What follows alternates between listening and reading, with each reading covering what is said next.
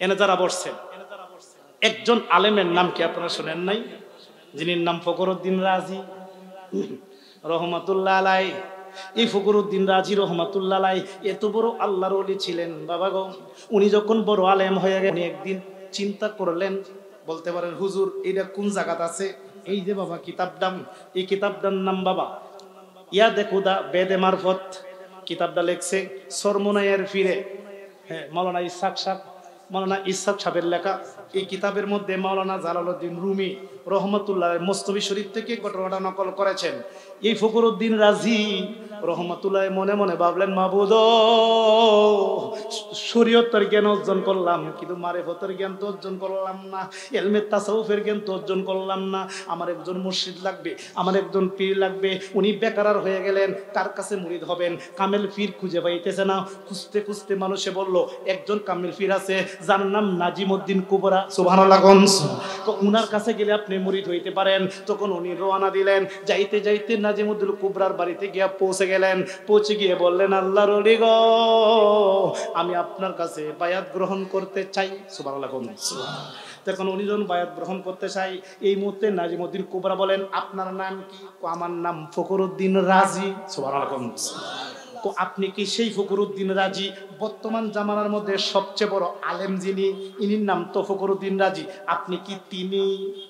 জি হুজুর, আমি অদম, সুবহানাল্লাহ। আমি আপনাকে মুরিদ করতে পারবো না, কোন করতেইব, তো করলে আমার একটা কথা রাখতেইব, রাখতে পারবেননি, সুবহানাল্লাহ। তো কি কথা? কথাটা হইল, ও ফখরুদ্দিন রাজি, আপনি শুধু কিতাব লেখেন, কিতাব পড়েন, হ্যাঁ, এখন 1 বছর পর্যন্ত কিতাব পড়া যাবে না, সুবহানাল্লাহ। কিতাব যখন না পড়বেন তখন এলেম কিছু কমবো। এলেমটা কমার পরে যে জায়গাটা খালি হবে, এই খালি জায়গার মধ্যে আমি মারিফতের জ্ঞান দান করব, সুবহানাল্লাহ বলেন বাবা। এখন উনি পীরের কথা শুনিয়া, ঠিক আছে হুজুর, আমি 1 বছর কিতাব পড়ব না। উনি জঙ্গলের ভিতরে যে ছোট ছোট মসজিদ আছে, এই মসজিদের মধ্যে গিয়া উনি তপস্যা করেন, রিয়াজত করেন, এবং কিছু কাগজ কলম আনছেন, আনিয়া উনি লিখতে লাগলেন। অর্থাৎ লিখতেছেন কোরআন হাদিসের ব্যাখ্যা উনি লেখা শুরু করে দিলেন। অর্থাৎ উনি কিতাব দেখেন না, যেহেতু পীরের নিষেধ, কিতাব লেখা যাবে না, কিতাব দেখা যাবে না, কিতাব পড়া যাবে না। উনি কি শুধু লেখেন, কিতাব পড়েন নাই। 1 বছর পর্যন্ত কিতাব পড়েন নাই। 1 বছর পর্যন্ত উনি কিতাব লিখেছেন।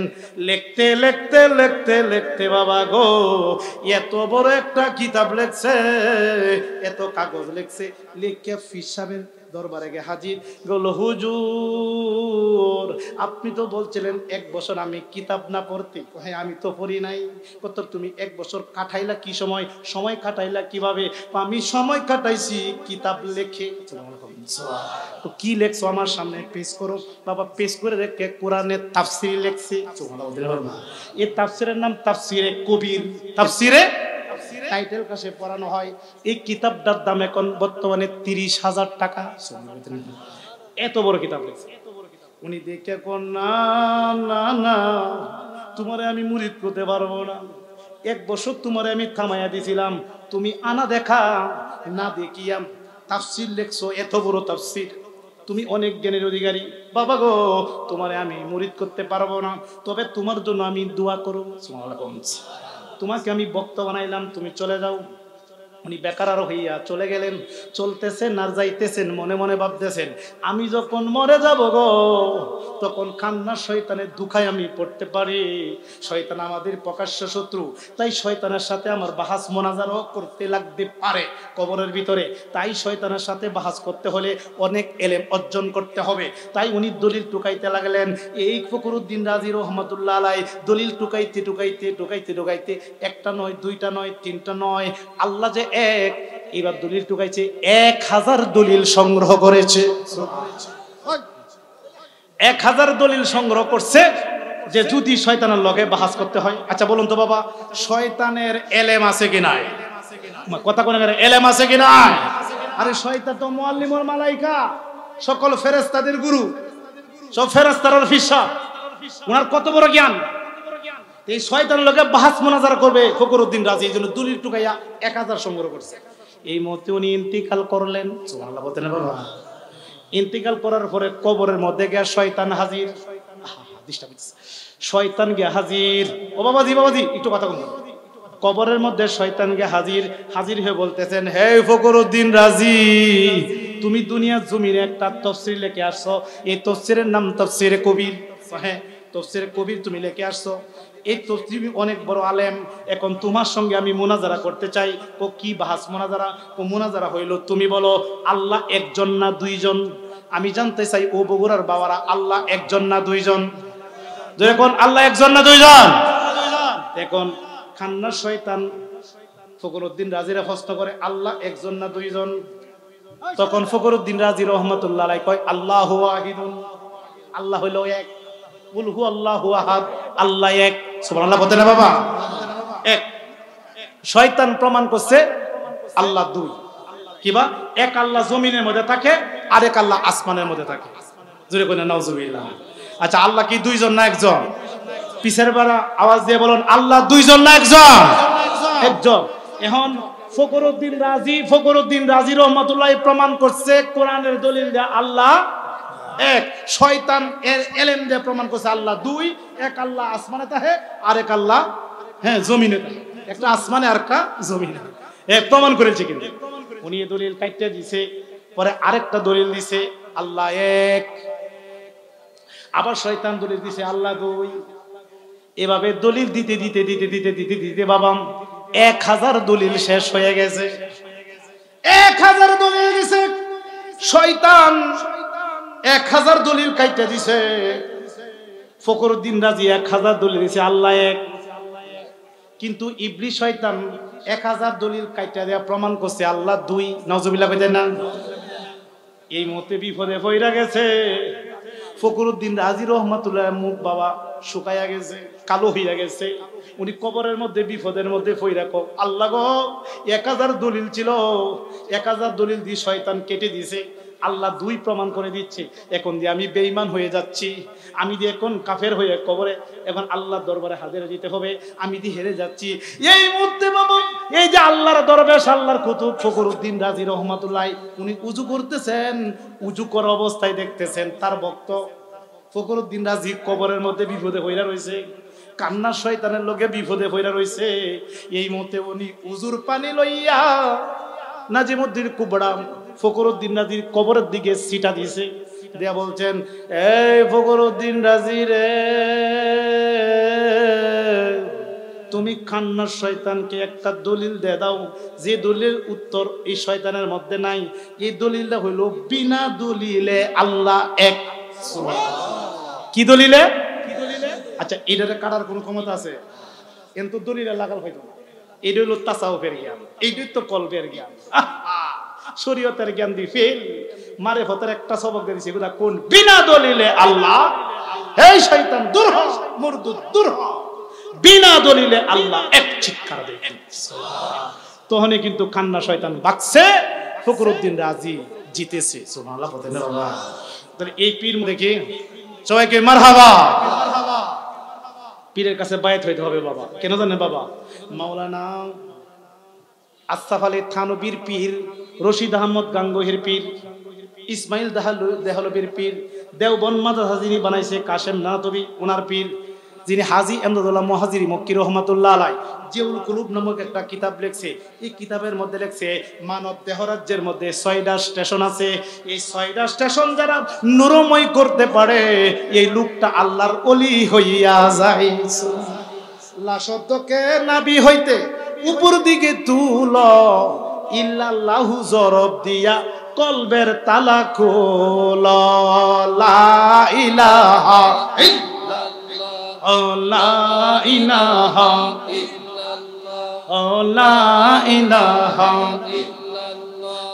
লা ইলাহা লা ইলাহা ইল্লাল্লাহু মুহাম্মাদুর রাসূলুল্লাহ। বাবা এই যে দেখছেন নাবি, এখানে একটা লতিফা আছে নফস, এখানে একটা আছে এটা বলা হয় সের, এখানে একটা আছে এটা বলা হয় কফি, এখানে একটা আছে এটা আকফা। বাম দুদির 2 আঙ্গুল নিচে কলব, ডান দুই নিচে রূহ। ইল্লা শব্দকে নাবি হইতে উপরে টানিয়া ইল্লাল্লাহ জরব দিয়া রুহের মধ্যে থামানো, এটা বলা হয় 6 লতিফার জিকির। এই 6 লতিফার জিকির যারা টানবে তাদের এই 6 লতিফার 6টা স্থান নূরময় হইয়া যাইবে। এই নূরময় হইয়া গেলে তখন তার কলবের মধ্যে আল্লাহর বাসস্থান হইয়া যাইবে। এই বাবারা বান্দুদের 2 আঙ্গুল নিচে যে কলবটা আছে এই কলবের মধ্যে আল্লাহর বাসস্থান, আবার এই কলবের মধ্যে খান্না শয়তানেরও বাসস্থান। যার কলবের মধ্যে ময়লা আবর্জনা ভরপুর, এখানে খান্না শয়তান বয়ে রয়েছে। কাজে খান্না শয়তানকে দূর করিয়া নামাজ পড়তে হবে, নতুবা নামাজ পড়লে লাভ হবে না। যে নবীজি বলছেন লা সলাতা ইল্লা বি হুজুরি কলব, নামাজ হবে না হুজুরি কলব ছাড়া। এখন নামাজ পড়লে যদি ব্যবসায়ী নামাজের মধ্যে দাঁড়ায়, কারে কত টাকা বাকি দিচ্ছে হিসাব নিকাশ করে, নামাজের মধ্যে থাকিয়া কে কোথায় যাবে কি না যাবে তা হিসাব নিকাশ করে, বন্ধু বান্ধবের চিন্তা আসে, কথা ঠিক না বেঠিক? এগুলি শয়তানে করায়। এই জন্য কইসা যে কান্না শয়তানকে কলব থেকে দূর করো। এখন কান্না শয়তানকে কলব থেকে দূর করার একমাত্র মেডিসিন হলো আল্লাহ পাকের জিকির। এখন আমরা জিকির করতে চাই কি চাই না? এই জন্য কান্না শয়তানকে যখন দূর করবেন তখন এই জায়গাটা পবিত্র হবে। এই পবিত্র কলবের মধ্যে আল্লাহর বাসস্থান হইয়া যাইবে।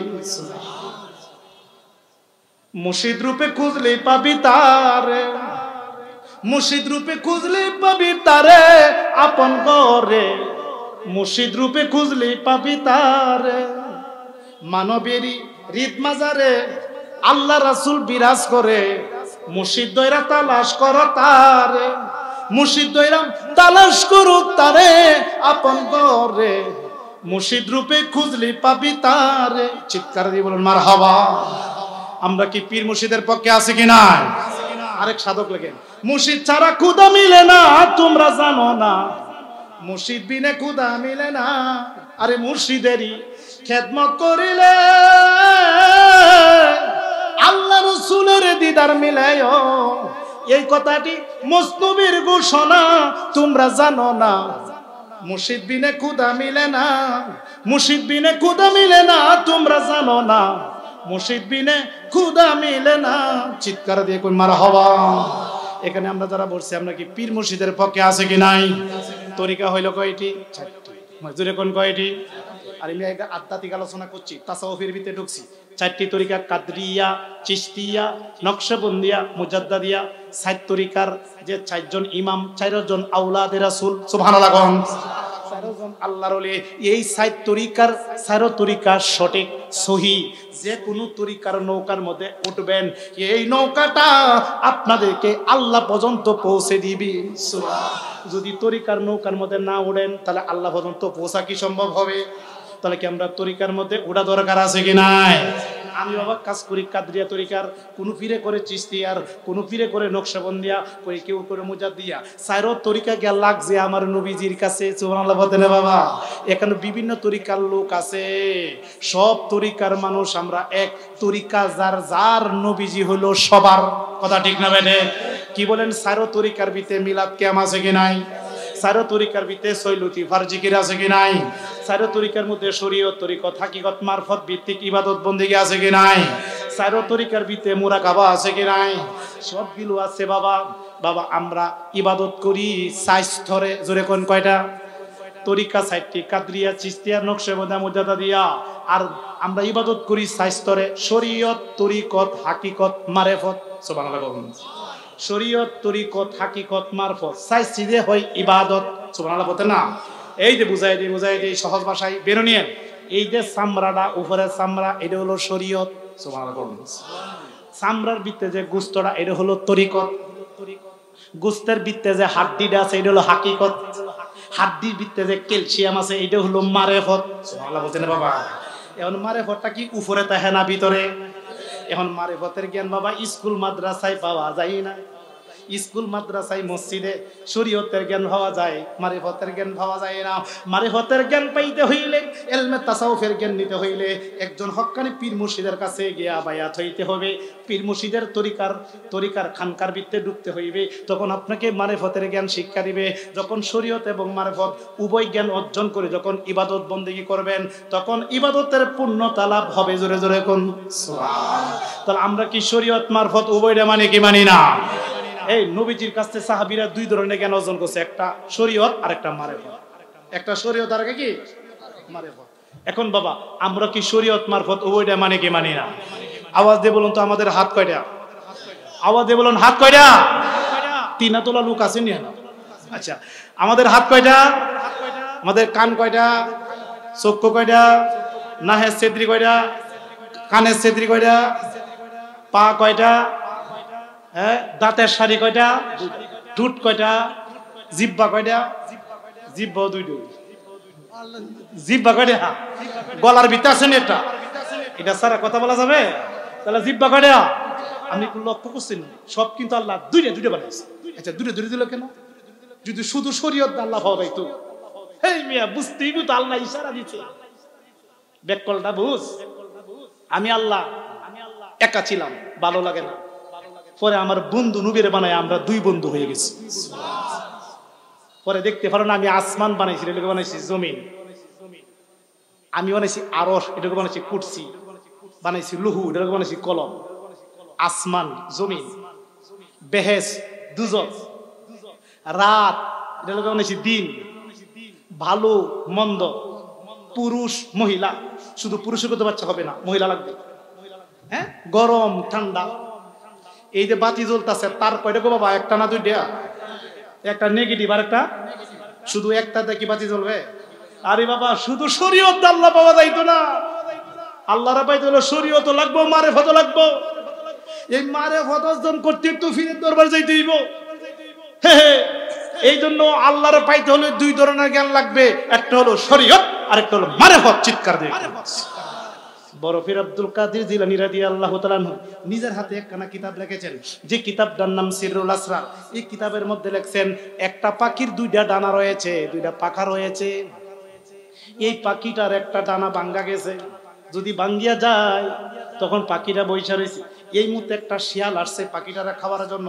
এখন আওয়াজ দিয়ে বলুন, যদি একটা ডানা ভাঙ্গা থাকে তাহলে শিয়ালের কাছ থেকে, শত্রুর কাছ থেকে পাখিটা কি বাঁচতে পারবে? পাখা কয়টা লাগবে? 2টা। একটা পাখা ভাঙ্গা, একটা পাখা দেওয়া শিয়ালের কাছ থেকে বাঁচতে পারবে না। ঠিক তেমনি ভাবে গাউস পাকে লেখেন, একটা মানুষ, শয়তান হলো আমাদের প্রকাশ্য শত্রু। এই শয়তানের কাছ থেকে বাঁচতে হলে 2 ধরনের জ্ঞান লাগবে। শুধু শরীয়তের জ্ঞান দেওয়া শয়তানের কাছ থেকে বাঁচা যাবে না। শয়তানের কাছ থেকে বাঁচতে হলে 2 ধরনের জ্ঞান লাগবে, একটা হলো শরীয়ত, আরেকটা হলো মারেফত। জোরে জোরে কোন? আমরা শরীয়ত মারফত দিয়ে ওটা মানে কি মানি না? এখন শরীয়তের ইবাদত হলো নামাজ, রোজা, হজ, যাকাত, টুপি, দাড়ি, পাগড়ি, আসকান, জুব্বা, ঢিলা, কুল্লু, পর্দা, পর্দা, হালাল হারাম, এটা হলো শরীয়ত। এখন মারেফতের ইবাদত কি? মারেফতের ইবাদত হলো মুরাকাবা, মুশাহেদা, মুহাসাবা, মুজাহেদা, রাবেতাম, আত্মশুদ্ধি, কলবে সালিম, উজুরি কলব, কলব জারি, মুকাম জারি, লতিফাদারি। চিৎকার দিয়ে কোন? আমরা কি 2টা শিক্ষা নেওয়া দরকার আছে কিনা? এই জন্য পীর মুর্শিদের লগে বাবা যোগাযোগ রাখেন। সর্বশেষ কথা, পিছের ভাই, আগের ভাই, সামনের ভাই, মুরব্বী বাবা, যুবক বাবা, আওয়াজ দিয়ে বলুন, আমরা পাক পাঞ্জাতন মানে কি মানি? কে মানি? হাত তুলে দেখাই।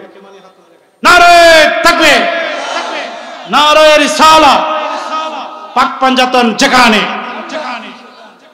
আহলাল বাইতে ওয়া ইতাহিরুকুম তাতহিরান আছে না বাবা? সূরা আহজাব। হ্যাঁ, তাহলে কত নম্বর? 33 নং আয়াত। 33 নং আয়াতে আল্লাহ বলেন, কি বলেন? যে আহলে বায়াতকে আমার আল্লাহ পবিত্র করে দিয়েছেন। সুবহানাল্লাহ। আচ্ছা, এখন আপনারা বলেন, আহলে বায়াত কে আমার আল্লাহ পবিত্র করছেন কে? আহলে বায়াত কে পবিত্র করছেন কে? এখন আহলে বায়াত কারা? এটার ব্যাখ্যায় সমস্ত মুহাদ্দিসিন ইকরাম লেখেন, আহলে বায়াত হইল মুহাম্মদ সাল্লাল্লাহু আলাইহি সাল্লাম, মাওলা আলী, মা ফাতিমাতুজ জাহরা, ইমাম হাসান এবং হুসাইন। জোরে জোরে কোন? কয়জন? 5 জন। পাক পাঞ্জাতন, পাক মানে পবিত্র, পাঞ্জাতন মানে 5। এখন আওয়াজে বলুন, এই যে আহলে বায়াত রে আমার আল্লাহ পবিত্র বলে ঘোষণা করছেন, তাহলে কি আহলে বায়াতের মধ্যে যে 5 জন আছে, এই 5 জন কি অপবিত্র না পবিত্র? জোরে কোন? অপবিত্র না পবিত্র? একটা উদাহরণ, মা ফাতেমাতুজ জাহরা। মা ফাতেমাতুজ জাহরা, ফাতেমা শব্দের অর্থ কি জানেন? আমার ওয়াজে যতক্ষণ বসা থাকবেন, নিত্য নতুন অনেক তত্ত্বভিত্তিক কথা পাবেন, জেনে নিতে পারবেন। ফাতেমা শব্দের অর্থ কি জানেন? আজকে জেনে নিন। ফাতেমা শব্দের 2টা অর্থ। জোরে কোন? কয়টা? আমার কথা বুঝতে কি অসুবিধা হয়? আওয়াজে বলুন, ফাতেমা শব্দের অর্থ কয়টা?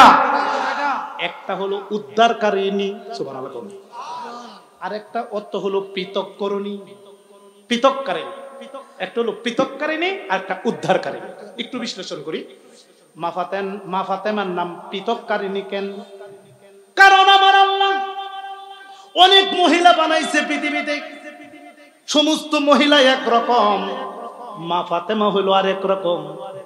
সমস্ত মহিলাদের থেকে মা ফাতেমাকে আমার আল্লাহ পৃথক করেছেন, এই জন্য ওনার নাম হলো ফাতেমা, মানে পৃথক করুনি। চিৎকার দেব। কিভাবে পৃথক করছে বোঝাইয়া দেয়। এখানে যারা বসছেন সবাই তো মুরব্বী বাবারা অবশ্যই বুঝবেন, সবাই তো বুঝবেন। প্রত্যেকটা মা বোন মাসে 3 দিন নাপাক হয় কি হয় না? নাপাক হয়। কিন্তু মা ফাতেমা তো জাহরা জীবনে কোনো দিন নাপাক হয় নাই। জোরে সুবহানাল্লাহ বলতে না বাবা? আল্লাহ পবিত্র বলে ঘোষণা করছে। এই জন্য সমস্ত মহিলা একরকম, মা ফাতেমা হলো, এই জন্য ওনার নাম পৃথককারিণী। সুবহানাল্লাহ বলতে না? পৃথক করছে। 2 নাম্বার, ফাতেমা শব্দের অর্থ হলো উদ্ধারকারিণী। কি কারিণী? উদ্ধারকারিণী হলো কেন? হাসরের ময়দানে মা ফাতেমা তো জোহরা আল্লাহর কোর্টে হাজির, আল্লাহর কোর্টে মামলা করবেন। মাবুদ, আমার ছেলে ইমাম হুসাইনের কি অপরাধ ছিল, কেন তারে এভাবে জবাই করলো? আমার নাতি আসগরের কি অপরাধ ছিল, দুধের শিশু, তারে এভাবে তীর মেরে কলিজা বের করে দিল। আমার আহলে বাইতের অনেক মানুষ এখানে শহীদ হলো, কি অপরাধ ছিল, আমি মামলা দাখিল করলাম। আমার আল্লাহ বলল, ফাতেমা তুমি বলো কিভাবে বিচার করলে তুমি খুশি হইবা, তুমি বলো। এই মতে মা ফাতেমা তো জাহরা বলবেন, মাবুদ আমি কেস উঠাইব না, মামলা ততক্ষণ উঠাইব না যতক্ষণ পর্যন্ত আমার গুনাহগার, আমার আব্বার গুনাহগার উম্মতের মুক্তির ব্যবস্থা না করবেন, ততক্ষণ পর্যন্ত আমি ফাতেমা মামলা উঠাইব না।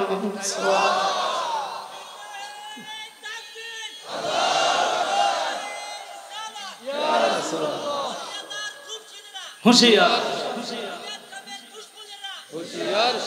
সবাই বলে মারহাবা। তখন আল্লাহ বলবেন, ঠিক আছে যাও, আমি মেনে নিলাম। তোমার বাবার প্রেমিক উম্মত যারা আছে সবাইকে আমি ক্ষমা করে জান্নাতবাসী করে দিলাম। তাহলে এই জন্য উনি উদ্ধারকারী, জাহান্নাম থেকে উদ্ধার করবেন মা ফাতেমা তো জাহরা, এই জন্য ওনার নাম উদ্ধারকারিণী। সুবহানাল্লাহ। তাহলে এই আহলে বাইত, এই পাক পাঞ্জাতনের মর্যাদা আছে কি নাই? সূরা সূরার 23 নম্বর আয়াতে আল্লাহ বলেন, কুল্লা আসআলুকুম আলাইহি আজরান ইল্লাল মাওয়াদ্দাতা ফিল কুরব। 23 সূরা সূরা। তাহলে 23 নম্বর আয়াতে আল্লাহ বলেন কি? আল্লাহ বলতেছেন, হে দুস্থ আপনি বলে দিন আপনার উম্মতরা রে। নবী বলতেছেন, আমি তোমাদের কাছে এই যে মেহনত করছি, ইসলাম প্রচার করছি, এটার বিনিময়ে আমি কিছুই চাই না, শুধু একটা জিনিস চাই, আমার নিকট আত্মীয়র মহব্বত, অর্থাৎ আমার আহলে বায়াতের মহব্বত। চিৎকার দিয়ে করব। তাহলে আমরা কি দয়াল নবীরে খুশি করতে চাই কি চাই না? খুশি। আমার নবী তখনই খুশি হবেন যখন আহলে বায়াতকে খুশি করবেন। আহলে বায়াতকে খুশি হইলে আমার নবী খুশি, নবী খুশি হইলে আমার আল্লাহ খুশি। সুবহানাল্লাহ বলেন বাবা। তাহলে আমরা কি আহলে বায়াতের পক্ষে আছি কি না? আল্লাহ মানা নবী মানা নয়, নবী মানলে আল্লাহ মানা হয়। আল্লাহ মানা নবী মানা নয়, আহা নবী মানলে আল্লাহ মানা হয়। ঠিক না বাটে? এই ওয়াজ করার পরও ঝামেলা। হ্যাঁ কি বলেন এটা? আল্লাহ মানা নবী মানা নয়, নবী মানলে আল্লাহ মানা হয়। নবী মানলেই আল্লাহ মানা হয়, আল্লাহ মানলে নবী মানা হয় না। প্রমাণ, কাদিয়ানির নাম শুনছেন আপনারা? কাদিয়ানি কিন্তু আল্লাহরে মানে। কি করে মানে? কি মানে না? আচ্ছা, কাদিয়ানি কি ইমানদার না কাফের? কাফের। আল্লাহরে মানে নদী কাফের কেন? নবীরে মানে না। ইহুদি খ্রিস্টানরা আল্লাহরে মানে কি মানে না, কিন্তু আমার নবীরে মানে, এই জন্য বাতিল। এই একটু আওয়াজ দিয়ে সহযোগিতা করে, আমরা তো জ্ঞানী শ্রোতা। মনে করেন এই মধ্যে একজন হিন্দু লোক আইলো, আয়সা বলেন, হাইবুর রহমান রেজবি গো, আপনার ওয়াজে আমি উদ্বুদ্ধ হয়েছি, আমি এখন আপনার কাছে বায়াত গ্রহণ করতে চাই, মুসলমান হতে চাই। যদি লোকটারে বলি, ও হিন্দু ভাই, তুমি তো বায়াত হতে আসছো, তুমি উজু করে আসো। উজু করতে জানা না, উজু করাইলাম, উজু করাইয়া বসাইলাম, বসানোর পরে বললাম, ও হিন্দু বাবা তুমি পড়ো কি? লা ইলাহা ইল্লাল্লাহ 1 কোটি বার পড়ো। সে এখানে বৈশা হিন্দু লোকটা 1 কোটি বার পড়ছে লা ইলাহা। এখন আপনারা ফতোয়া দেন, মুসলমান হইছে? হইছে নি? কেরে লা ইলাহা ইল্লাল্লাহ অর্থ কি? আল্লাহ ছাড়া কোনো মাবুদ, আল্লাহ ছাড়া কোনো মাবুদ। সে কিন্তু আল্লাহরে কিন্তু মানছে, আল্লাহরে স্বীকার করছে, আল্লাহর ওয়াহিদানিয়াত স্বীকার করছে, আল্লাহরে মানছে, একবার না 1 কোটি বার। এরপরও মুমিন না, মুসলমান না। আমার আল্লাহ কো হিন্দু বেডারে 1 কোটি বার পড়ছত আমি আল্লাহর নাম, কিন্তু আমার বন্ধুর নাম নেও নাই, বন্ধুর কালিমা পড়ো নাই। যতক্ষণ পর্যন্ত আমার বন্ধুর নাম না নিবে ততক্ষণ পর্যন্ত মুমিন হইতে পারবে না। কথা ঠিক না বেটা? এখন 1 কোটি বার পড়লো লা ইলাহা ইল্লাল্লাহ, মুসলমান না। একবার পড়লো মুহাম্মাদুর, এর কি মুসলমান হইছে নি? একবার মাত্র বলছে মুহাম্মাদুর। আমার আল্লাহ কো এ হিন্দু বেড়া, এখন তুমি মুমিন হইয়া গেছো। এই জন্য আল্লাহ মানা নবী মানা নয়, নবী মানলে আল্লাহ মানা হয়। সবাই মহব্বতে আল্লাহ মানা নবী মানা নয়, আহা নবী মানলে আল্লাহ মানা হয়। ওই আল্লাহ মানা নবী মানা নয়, আহা নবী মানলে নবীজির আনুগত্য করিলে আল্লাহর আনুগত্য হইবে, নবীজির আনুগত্য করিলে আল্লাহর আনুগত্য হইবে। নবীজির রাজিতে আল্লাহ রাজি হয়, নবীজির খুশিতে আল্লাহ খুশি হয়। আল্লাহ মানা নবী মানা নয়, আহা নবী মানলে আল্লাহ মানা। আউয়ালে আখেরে নবী, জাহেরে বাতেনে নবী। রাসূলকে মানিলে আল্লাহ মানা হয়, রাসূলকে চিনিলে আল্লাহ চিনা হয়। আল্লাহ মানা নবী মানা নয়, আহা নবী মানলে আল্লাহ মানা। আজানে কালিমায় নবীর নাম, নবী যে নিজেই হলো ঈমান ও ইসলাম। ঠিক না বেটা? আজানে কালিমায় নবীর নাম, নবী যে নিজেই হলো ঈমান ও ইসলাম। নবী ছাড়া ধর্ম নাহি হয়, নবী ছাড়া ধর্ম নাহি হয়। আল্লাহ মানা নবী মানা নয়, আহা নবী মানলে আল্লাহ মান। চিৎকার দেখবে মারহাবা। তাহলে নবী মানলে আল্লাহ মানা, কথা ঠিক না বেটে? তাই আমরা দয়াল নবীরে জানেছে ভালোবাসতে চাই কি চাই না? আচ্ছা আমি বললাম নবী ছাড়া ধর্ম নাহি হয়, এই কথাটা বুঝতে মনে আপনাদের কষ্ট হয়েছে, একটু বুঝাই দিই। নবী ছাড়া ধর্ম হয় না। আমার নবী নিজেই ধর্ম, নবীকে মানলে আমরা হই ধার্মিক। সুবহানাল্লাহ কোন? নবীজি নিজে ইসলাম, উনাকে কবুল করলে আমরা হই মুসলিম। নবীজি নিজেই ঈমান, উনাকে গ্রহণ করলে আমরা হই ঈমানদার। কথা ঠিক না বেটে? আচ্ছা নবী কিভাবে ইসলাম বলুন তো? এই আওয়াজ দিয়ে বলুন, এই দাড়ি রাখা আপনারা কি জানেন না? আল্লাহ দাড়ি আছে নি? আল্লাহ দাড়ি আছে? আওয়াজ দেখুন, এই দাড়ি কার? শব্দ দিতে হইব, দাড়ি কার? টুপি কার? এই পাঞ্জাবি কার? পাগড়ি কার? বিয়া শাদী কার?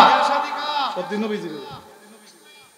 নবী ছাড়া ধর্ম নাই হয়, সব নবীজি। নবীজিরে ভালোবাসলে আল্লাহকে ভালোবাসা হয়। চিৎকার দিয়ে কোন উপায় নাই। এই যে আল্লাহর ওলি একদিন রহমাতুল্লাহ, উনার মর্যাদা আছে কি নাই? উনার পাওয়ার আছে কি নাই? সমস্ত ওলিদের সর্দার বরফির আব্দুল কাদের জিলানী, ওনার বয়স যখন 7 বছর, ওনার আব্বা হাতে দইরে মক্তবে ভর্তি করেছে।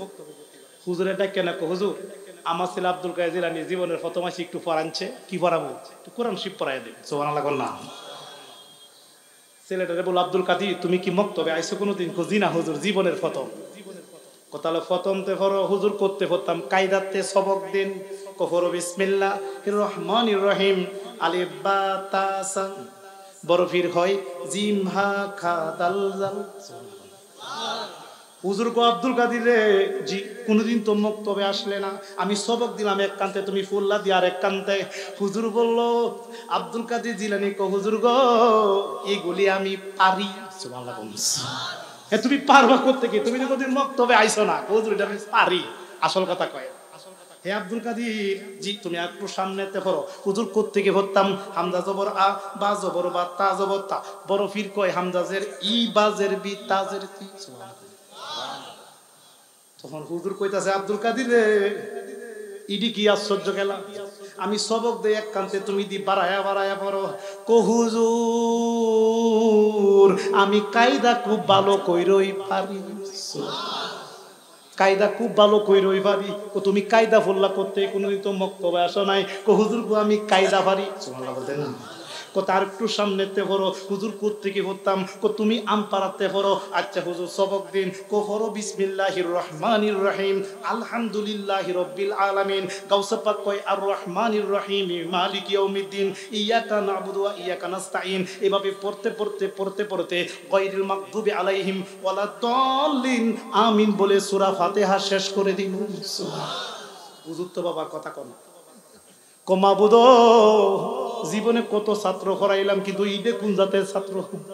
ইমন ছাত্র তো আমি জীবনে পাই নাই। সুবহানাল্লাহ বলতেন না। আসলে হুজুরের কিন্তু খবর নাই কারে যে পড়াইতাছে। যিনি সুলতানুল আউলিয়া, যিনি আউলিয়াদের সরদার, উনিরে পড়াইতাছে। সুবহানাল্লাহ বলতেন না বাবা? কইছে কি করি লা ইলাহা ইল্লাল্লাহ লা ইলাহা ইল্লাল্লাহ লা ইলাহা ইল্লাল্লাহ লা ইলাহা লা ইলাহা ইল্লাল্লাহ মুহাম্মাদুর রাসূলুল্লাহ। পড়াইতেছে হুজুর কি? হুজুর গো আমি আমপারাও খুব ভালো কইরাই পারি। হুজুর বলতেছে আব্দুল কাদের রে, জি তুমি তো কোনোদিন মক্তবে আসো নাই। কজি না। তুমি আমপারা পারো কি কইরা? হুজুর আমপারা পারি। আসল কথা কয় না। কথা হলে বরফির আব্দুল কাদের জি তুমি একটু সামনেতে পড়ো। হুজুর কোত্থেকে পড়তাম? তুমি কোরআন শরীফ থেকে পড়ো। কইতে হতো কাছে হতো সবক দিন। নাকি কষ্ট হইতাছে? তাহলে কোরআন শরীফ থেকে পড়ো। আচ্ছা হুজুর সবক দিন। কফর বিসমিল্লাহির রহমানির রহিম আলিফ লাম মিম। গাউসে পাক কয় যালিকাল কিতাবু লা রাইবা ফি হুদাল লিল মুত্তাকিন। এভাবে পড়তে পড়তে পড়তে পড়তে পড়তে পড়তে পড়তে পড়তে পড়তে পড়তে পড়তে পড়তে হুজুরের সামনে বাবা 18 পারা কোরআন মুখস্থ কইরা দিয়েছে। হুজুর বাবা দাঁতি লাগিয়েছে আর কথা বলি। আচ্ছা ইমন আশ্চর্য লাগার কথা কি কথা না? বড় পীরের আব্বা আবু সালে জমি মুসাইছে। হুজুর জি আমার ছেলের পড়াইছেন নি? কজি না। আপনার ছেলের আমি পড়াইতে পারবো না। কেন? বেয়াদবি করছে নি? না। তাহলে কেন পড়াইতে পারবেন না? বেয়াদবি করলে বলুন আমি তাকে বিচার করবো। না বেয়াদবি করে নাই। কথা কেন পড়াইতে পারবেন না? হুজুর হুজুর গো আপনার ছেলেরে আনছেন আমি পড়াইতাম, আপনার ছেলে উল্টা আমারে পড়াইতার